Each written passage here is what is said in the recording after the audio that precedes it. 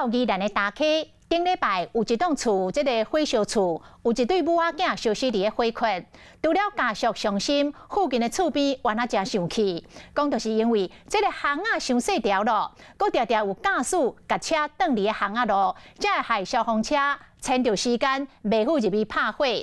大溪乡公所讲，上紧这礼拜就会到场会勘，讨论看要安怎补破网。Oh fuck！ 乌烟的日程，远远看过，天顶拢是乌烟。24:04点外，宜兰县大溪兴隆路一间人家厝火烧厝，造成母仔囝2个人无命，家属真艰苦。有民众质疑讲，救人的速度有前着。救护车在干嘛？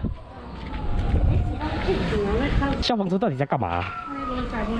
它也晾太久了吧？也小红在创啊。拍火是分秒必争，不过发生意外时，民众有听到警笛声超过2分半，不过拢无看到水箱车到现场。那个巷道刚好跟平交道成直角，而且巷道非常的狭小哦。用我们的小型水箱车16进入火场布线，然后开始将火势压制。原来附近的住户敢会使行这条兴隆路一巷，除了这个路真矮，佮因为画白线，真侪车会停伫遮，甚至佮有违规情形。了到即摆吼，火菜5届啊咱，停规台啊，停规座啊呀，咱即摆都烧了啊，就人都烧死啊。路烧细条啦，没有到5米嘛。路大条，因为安怎讲，这是一个真紧急的代志，是因为内底遐尼侪厝，而且这边又只有一条路，除了救灾跟。也很容易发生车祸。发生这严重的火灾后，还有真侪车违规超出白线停伫路边。